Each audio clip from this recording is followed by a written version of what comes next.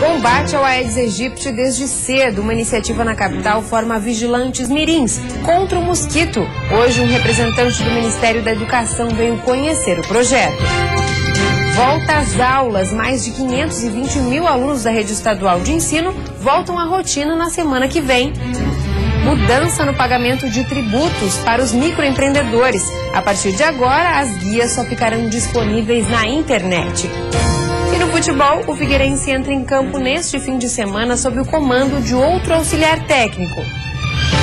E o Criciúma enfrenta o Guarani de Palhoça de olho na liderança do campeonato. O Band Cidade desta sexta-feira já está no ar.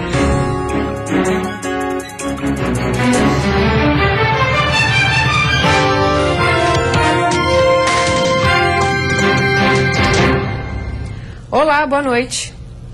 Mais de 520 mil alunos da rede estadual de ensino voltam às aulas na próxima semana. Na próxima segunda-feira, 1.089 escolas da rede estadual iniciam as aulas. Outras 3 recomeçam no dia 29. São mais de 520 mil alunos e 31 mil professores que retomam suas atividades em 2016. Ano que deve ter ações prioritárias e mais modestas, conforme o secretário de Educação, por conta de cortes no orçamento. A principal delas, a consolidação do novo sistema de gestão escolar. Os diretores foram selecionados no ano passado com a participação disso para melhorar a gestão escolar, e os aspectos pedagógicos estão colocados ali, em especial a questão da consolidação do programa de reforço que a gente tem, que é o PENOA, né, o Novas Oportunidades de Aprendizagem, e a reformulação do ensino médio e os ajustes curriculares que nós estamos fazendo ao longo do ano. O ano letivo será norteado por 5 programas: tecnologia, infraestrutura escolar, reforço pedagógico e gestão de pessoas e escolar. 30 novas escolas já foram concluídas, 91 estão com obras em andamento e 75 estão em fase de licitação. Muitas escolas novas vão ser entregues até meados do ano, algumas escolas mais para o final do ano, até porque elas só vão poder ser utilizadas efetivamente por conta das matrículas no ano que vem. Atenção, microempreendedores. A partir de agora, será preciso baixar as guias para pagamento pela internet. A Dilene trabalha como vendedora autônoma. A decisão de ser uma microempreendedora veio principalmente pelos benefícios. Com o CNPJ, ela consegue comprar roupas num valor menor, o que a possibilita lucrar um pouco mais. Tu consegue, digamos assim, uma mercadoria, um exemplo, se ela é R$30, tu consegue às vezes até metade do preço. Às vezes até menos, dependendo da quantidade que tu pega, compensa muito a questão de valores. Aí eu posso passar para minha cliente um preço bom, que ela fica satisfeita. Mas para ser uma empreendedora individual foi preciso cumprir com algumas obrigações. O pagamento da guia chamada de DAS, onde estão todos os tributos, é a mais importante. E em 2016, ela sofreu mudanças. Neste ano é preciso ficar atento, isso porque, diferente de 2015, a guia de pagamento não será enviada ao endereço do microempreendedor. Ela estará disponível na internet após realizada a declaração de rendimentos anual. Eles podem procurar os contabilistas, eles podem procurar o Sebrae, ou eles podem fazer a impressão das guias e a sua declaração no portal do empreendedor. Segundo o coordenador do Sebrae em Lages, o pagamento da guia deve ser realizado até o dia 20 de cada mês, para que o empreendedor garanta os benefícios. O valor mensal, que também sofreu reajuste, não passa dos R$50. Tem benefícios econômicos, ela vai poder emitir nota fiscal, ela vai poder comprar mercadorias de atacadistas ou direto de fornecedores no valor mais baixo, ela vai poder vender produtos e serviços para empresas ou pessoas que só compram com nota fiscal, e por outro lado ela tem também benefícios de cunho social. À medida que ela se formaliza e ela está em dia, ela está contando tempo de serviço para sua aposentadoria, ela tem direito ao auxílio maternidade, auxílio doença, enfim, todos esses benefícios existentes na Seguridade Social. O programa do microempreendedor individual é voltado para os trabalhadores autônomos, por exemplo, que ganham até R$60 mil por ano e têm até um empregado. Uma forma de abrir o próprio negócio sem gastar muito e trabalhar com mais segurança. E a seguir, vigilantes mirins contra o Aedes aegypti. Um representante do Ministério da Educação veio a Florianópolis conhecer o projeto A Rede contra o Mosquito. Nós voltamos já.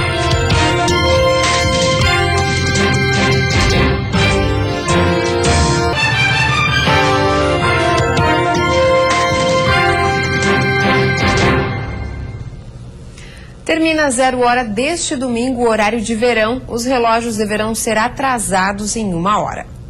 Moradores de 10 estados e do Distrito Federal vão mexer no relógio novamente. Desta vez para atrasar os ponteiros em 1 hora. Foram 4 meses de horário diferenciado, com o objetivo de economizar e estimular o uso racional de energia elétrica.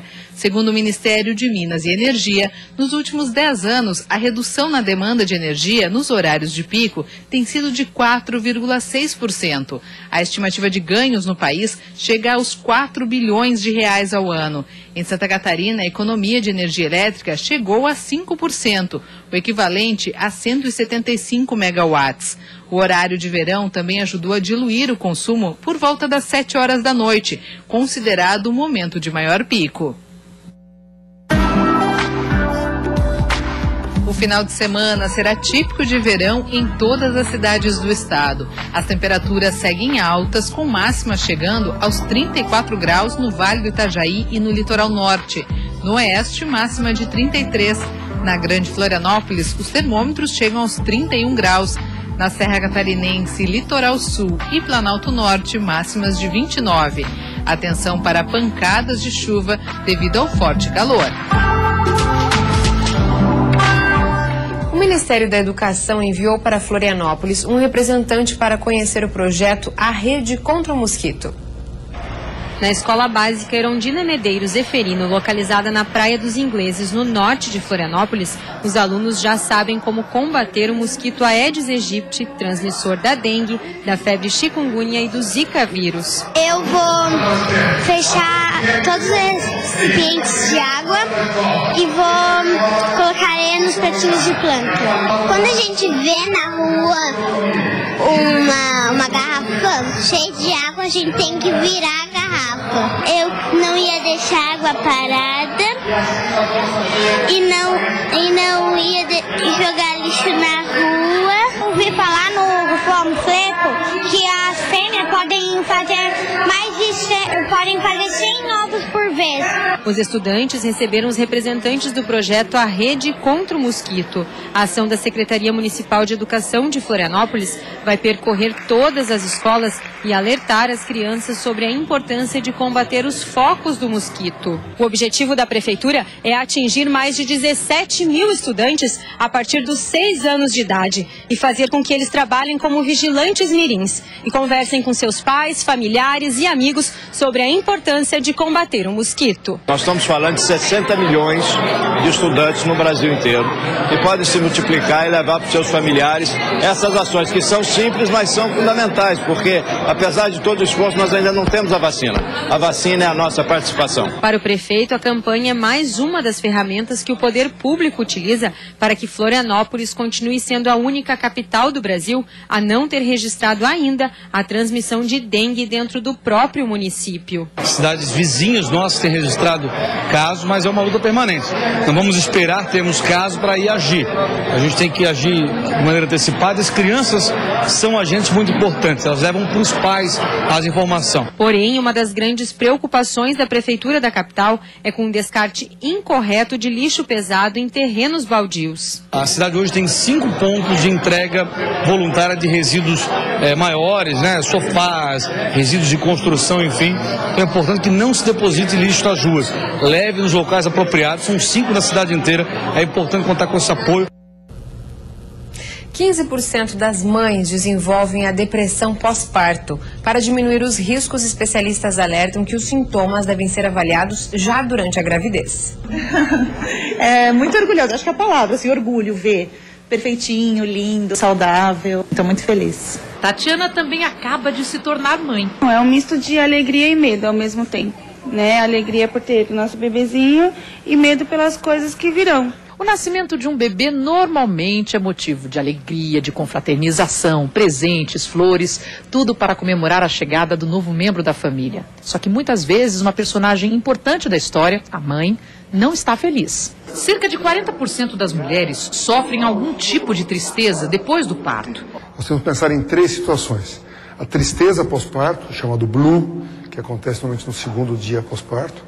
A depressão pós-parto, que é um quadro que aparece semanas pós-parto. E não podemos nos esquecer da psicose puerperal, que aparece já na primeira semana e é um quadro psicótico. Daniele e Marco sonharam com a chegada de Lucas. A gravidez foi saudável e tudo ia bem, até o bebê nascer. O Lucas, ele não foi pro quarto, né? Assim que ele nasceu, ele teve um desconforto respiratório e ele foi direto para UTI. Então a conexão do parto, tudo aquilo que eu imaginei, que eu fosse olhar para ele e falar, meu filho, isso não aconteceu nada. Quando eu percebi, eu estava em depressão. Isabelle também sofreu com a depressão após o nascimento de Elisa. Uns 10 a 15 dias após o parto, comecei a sentir assim, uma vontade imensa de chorar, assim, do nada. E eu não conseguia ter muita ligação com a Elisa. Em janeiro, especialistas dos Estados Unidos recomendaram que mulheres sejam avaliadas já durante a gravidez para detectar sintomas de depressão. 50% dos casos de depressão pós-parto já eram, de fato, depressão na gravidez. Problema frequentemente subdiagnosticado e subtratado, que é pior, porque aí a pessoa fica sem o tratamento e essas implicações são graves. Com o apoio de outras mães que viveram o mesmo drama e com os hormônios estabilizados, hoje Daniele vive a maternidade como sempre sonhou. É tudo de boa, meu filho, é espetáculo, né? E a seguir tem futebol. O Figueirense entra em campo neste fim de semana sob o comando de outro auxiliar técnico. E o Criciúma enfrenta o Guarani de Palhoça, de olho na liderança do campeonato.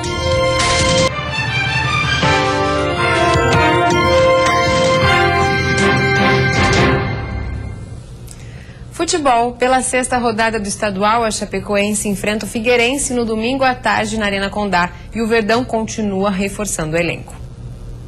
Como se já não bastasse ser a líder do campeonato e está jogando o melhor futebol ao lado do Criciúma, a Chapecoense ainda está reforçando seu elenco. O mais novo contratado do Verdão do Oeste é o meia uruguaio Martín Alanis, de 23 anos. No ano passado ele estava no River Plate do Uruguai e foi justamente no jogo entre a Chapecoense e o River mais famoso, aquele da Argentina, pela Copa Sul-Americana, que ele conheceu a Chape. No fim do ano, com propostas de vários times, ele escolheu o Verdão do Oeste. Eu tinha a oportunidade de ir a Colômbia, não aceitei. Me falaram de vir acá, ou ir grande a Uruguai, e aceitei vir acá porque creio que é uma grande oportunidade, como te dije, nada mais. Para o jogo de domingo contra o Figueirense, o técnico Guto Ferreira deve deixar o meia como opção no banco de reservas, até porque o time dele está evoluindo e ganhando corpo nos últimos jogos. Por isso, a base deve ser mantida, com o volante Gil improvisado na lateral direita e Josimar no meio-campo. E o Figueirense entra em campo contra a Chape, comandado pelo auxiliar do auxiliar. O torcedor que tem acompanhado os últimos jogos do Figueira vê que o time e o gol estão descompassados, fora de sintonia. Temos que dançar conforme a música, conforme o jogo, a gente tem que saber jogar também. E dentro de casa a gente tem que voltar a ser o Figueirense que era antes. Pois é, isso significa trocar de treinador. No jogo contra o Inter de Lages, a solução de colocar Hudson Coutinho como técnico interino dele mesmo não deu certo. Os olhares agora estão voltados para a comissão técnica. Depois de virar interino dele mesmo, Hudson Coutinho ganhou 15 dias de férias da diretoria. Enquanto o treinador oficial não é anunciado, Tuca, que era auxiliar técnico de Hudson Coutinho, é quem assume o comando. Até agora nem sinal de quem vai assumir o posto oficialmente. O técnico Lisca, que estava sendo especulado, vai continuar no Ceará, não vem para o Figueira. Para os jogadores, tentar esquecer essa indefinição e ir recuperando o futebol aos poucos. O próximo jogo é contra a líder Chapecoense. Cleitinho, que está negociando a sua saída do Figueira, não joga de qualquer forma, está suspenso pelo terceiro amarelo. Carlos Alberto continua em fase de transição depois da luxação no ombro e também não joga. O momento não é dos melhores para o Alvinegro e logo depois da Chape tem o Avaí. Haja força de vontade para se superar dentro de campo. A maior motivação para que a gente possa terminar esse primeiro turno aí com esses dois clássicos é buscando a vitória contra o Chapecoense. Creio que a gente fazendo um bom resultado lá, somando lá em Chapecó, a gente vai forte também no clássico contra o Avaí. O Avaí enfrenta o Brusque amanhã, às 5 horas da tarde, em Palhoça, com um time modificado. A derrota para o Internacional no meio da semana teve sim um ponto positivo: o descanso de alguns titulares desse time do Avaí. Jogadores como o meia Diego Jardel e os laterais Renato e Vitor Costa estavam bem desgastados e agora voltam com força total para o time no jogo contra o Brusque pelo Campeonato Catarinense. Foram atletas que a gente deu uma segurada porque a gente sabia que o desgaste poderia atrapalhar o rendimento deles e que eles retornem agora contra o Brusque e o Avaí venha com a força máxima para fazer os 3 pontos. Se dentro de campo as notícias são boas, fora dele nem tanto. Mais uma vez o Leão vai jogar fora de casa um jogo que seria na Ressacada. O jogo de sábado será realizado no estádio Renato Silveira, em Palhoça. Pelo menos é mais perto para o torcedor prestigiar o time. É uma situação que tem atrapalhado a gente, essa questão de não jogar em casa. Na Palhoça ficou um pouco mais tranquilo pela questão de deslocamento. A gente sabe que tem a questão do campo, que é um pouco pior que o da Ressacada.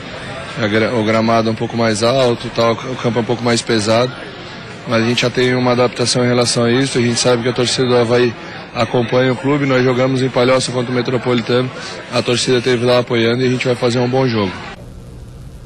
E confira agora quais vão ser os outros confrontos deste fim de semana pelo Catarinense. Amanhã, às 7h30 da noite, o Camboriú recebe o Joinville. O Cambura não está nada bem nesse primeiro turno do Catarinense. É o lanterna da competição com apenas 2 pontos. Por isso, a vitória no estádio Robertão é fundamental para a equipe. Já o Joinville tem a volta do técnico Emerson Maria, que já fez história no clube. E para esse jogo, ele vai fazer algumas alterações. Cadu e Tomás devem começar como titulares. E Naldo pode voltar a ficar à disposição depois de 3 partidas fora. O Emerson já parou tudo ali, né? Começando a treinar para valer, né? Então com certeza ele vai procurar, né, aos poucos arrumar setor por setor para poder estar redondinho aí pra gente engrenar no campeonato. No domingo, às 5 horas da tarde, em Blumenau, se enfrentam Metropolitano e Internacional. O Metrô, time comandado por Valdir Espinosa e que conta com a experiência do jogador Léo Moura, está na 4ª posição com 8 pontos. O Internacional, que venceu o Figueirense na partida válida pela 3ª rodada, está na 3ª colocação, também com 8 pontos. Mais tarde, às 7h30 da noite, no Heriberto Wilson, o Criciúma enfrenta o Guarani de Palhoça. O Tigre, com os mesmos 13 pontos da Chapecoense, é o 2º colocado na tabela. O time vive um bom momento e um dos destaques da equipe é o atacante Bruno Lopes. Eu ainda não tinha passado por um momento tão bom igual eu tô tendo. Além dos gols, tô conseguindo jogar bem, ajudando a equipe com passe também, na parte tática, que sempre foi uma das coisas que eu destaquei bastante. Tô bastante feliz, tô cada vez mais motivado, cada vez mais vontade de trabalhar para estar conseguindo esse título do primeiro turno, que vai ser muito importante pra gente que buscar algo mais lá na frente do campeonato. O Guarani, com 3 pontos, é o vice-lanterna da competição e, a exemplo do Camboriú, precisa vencer para somar pontos e não correr o risco de rebaixamento no final do campeonato. E a seguir, a DBB se prepara para oficializar a posse da nova diretoria. E ainda começou a colheita da maçã no estado. Apesar da queda na safra, a expectativa é positiva.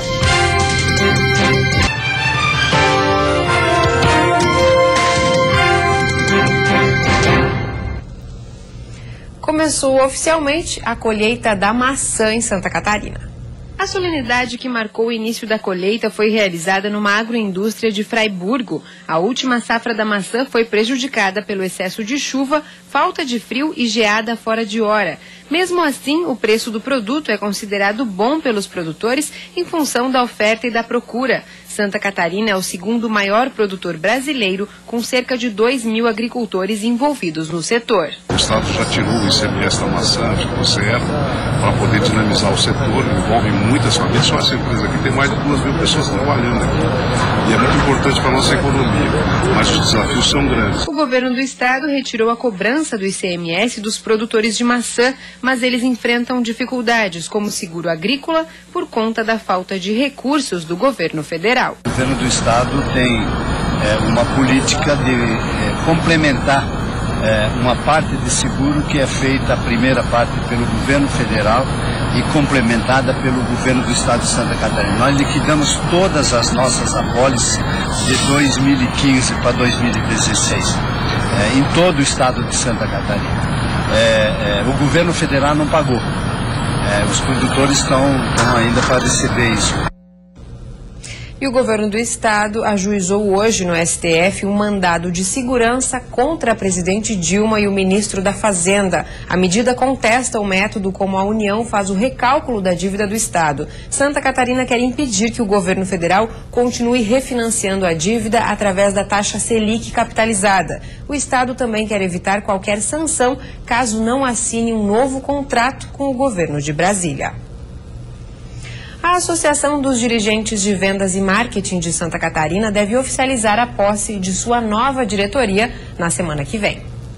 O novo presidente terá pela frente o biênio 2016-2017 e prepara sua gestão na ADVB de Santa Catarina com base em reconhecimento, capacitação e relacionamento. A ideia é que a ADVB ajude todo o mercado capacitando nos quesitos marketing e venda, seja por capacitação, seja por relacionamento, por premiações dos nossos pilares, né? Daniel de Oliveira Silva é bacharel em Direito e publicitário há 23 anos. Especialista em marketing e vendas, ele não considera o atual momento econômico uma crise, e sim uma oportunidade, onde só vai sobreviver quem aplicar as técnicas que o cenário requer. Tem empresários que acreditam, usam desse expediente e não é porque eles acertaram uma fórmula que eles não param de inovar. Para o varejo catarinense, 2015 não foi um ano fácil. Em todo o estado houve o encerramento de mais de 5.500 lojas, diante das dificuldades financeiras. O resultado foi o pior dos últimos 15 anos e representa uma retração de 13,8% nos estabelecimentos comerciais. No país, o cenário de encolhimento é bastante parecido, 13,4%. Proporcionalmente, mais de 95.400 lojas fecharam as portas e o comércio varejista teve queda de 4,3% no ano passado.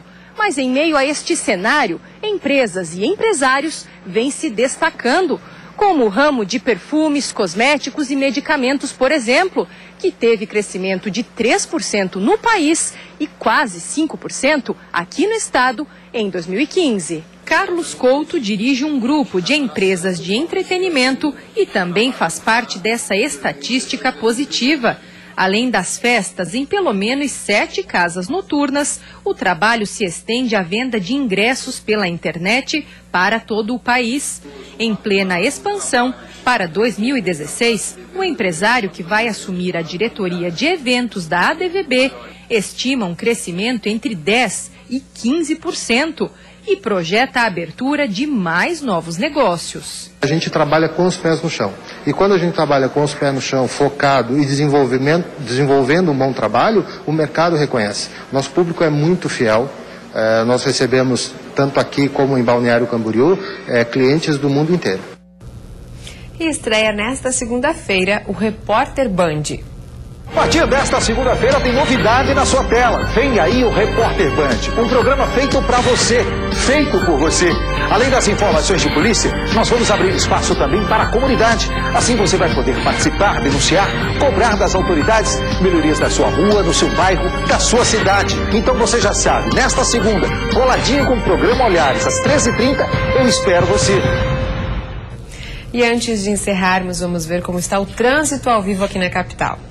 Você vê imagens das pontes que fazem a ligação entre a ilha e o continente. O movimento até é bastante tranquilo para esse horário.